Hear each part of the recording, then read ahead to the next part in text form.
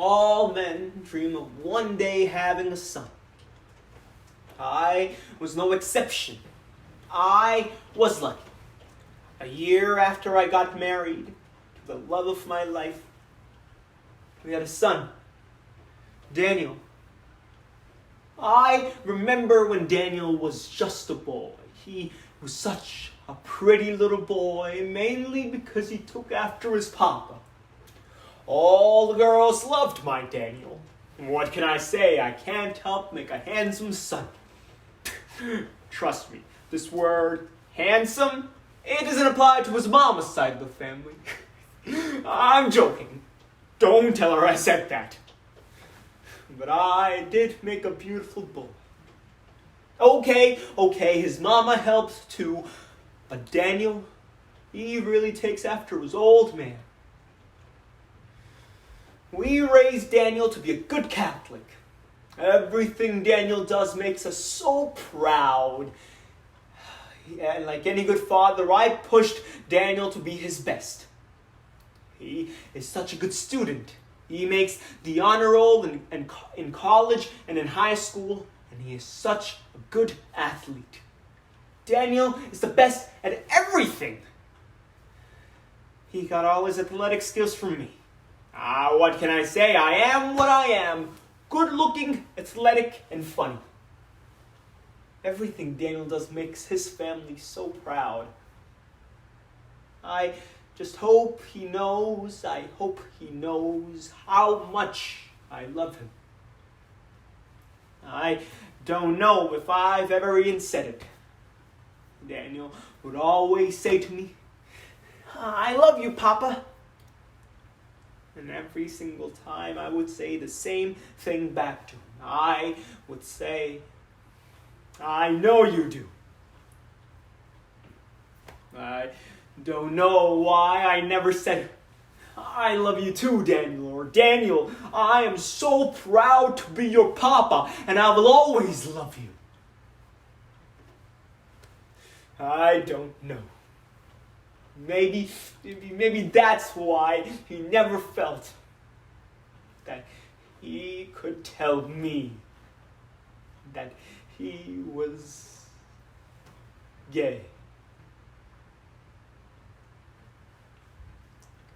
With the recent rise of hate-incited violence and mass shootings against African Americans, Asian Americans, and people of color, and even the members of the LGBTQ community, the June 12th, 2016 mass shooting against the members of the LGBTQ community became just another statistic. Join me as we take in the perspective of a father whose son was a victim of that heinous crime. In My Son Daniel by Manuel Montez. Growing up, I always told Daniel I want him to grow up and to be a good man. It was my dream for him to find a good girl like his mama and get me lots of grandbabies. If I had just known that he was gay, if he had told me he was gay, I would have said, "Daniel, I want you to grow up to be a good man and find a good guy to spend your life with and still find a way to get me lots of grandbabies." What can I say? I just wanted some grandbabies. I mean, sure, it crossed my mind a few times. I always noticed he was so crazy about those singers, Madonna and Lady Gaga, but I just thought he was interested into strong-minded women.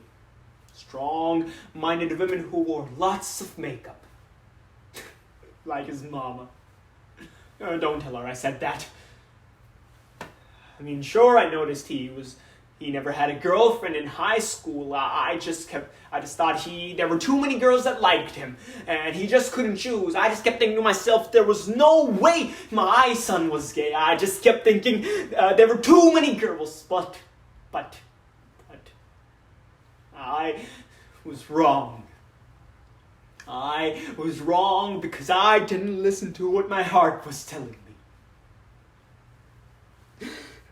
You should always listen to your heart.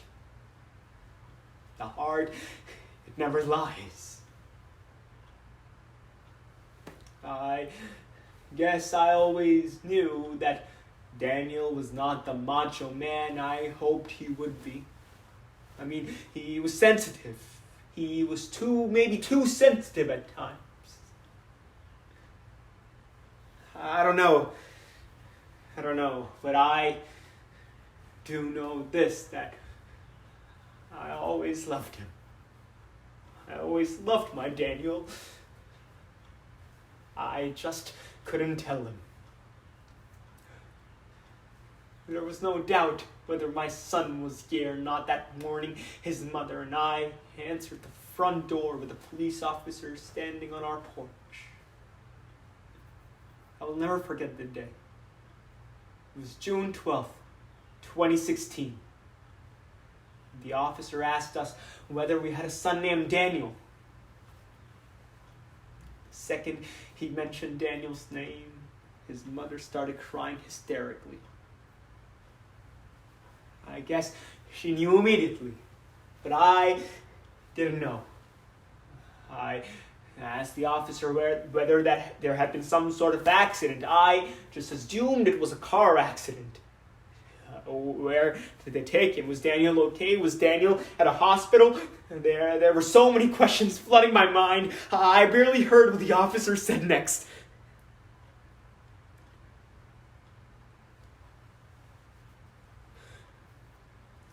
There had been a mass shooting at a local nightclub. The Pulse. I guess I finally had the answer to the question that had tormented me all these years. Now I knew my son was gay.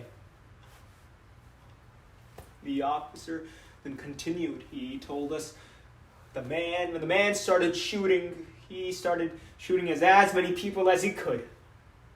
The club was packed. There were dozens killed and dozens wounded.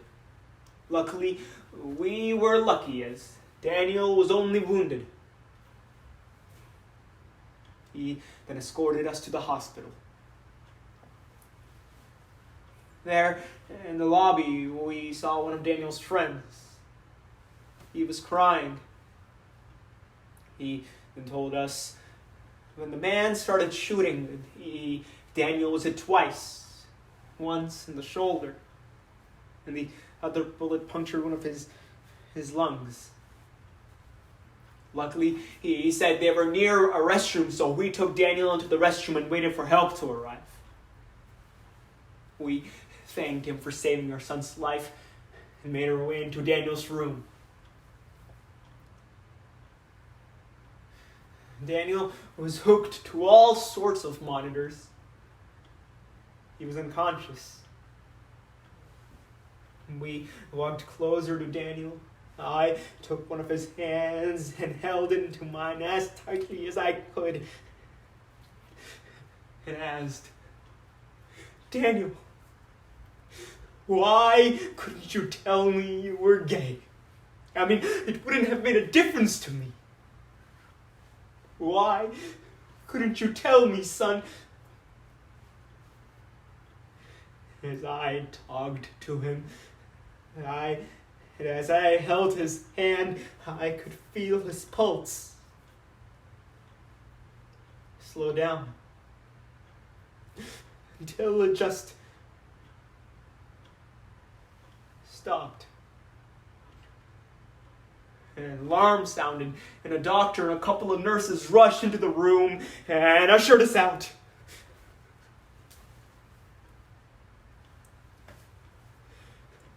As we stood outside Daniel's room, I looked through the glass and said the words I could never say when he was still alive.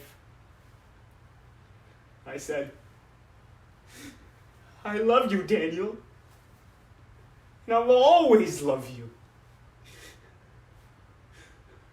You know I do."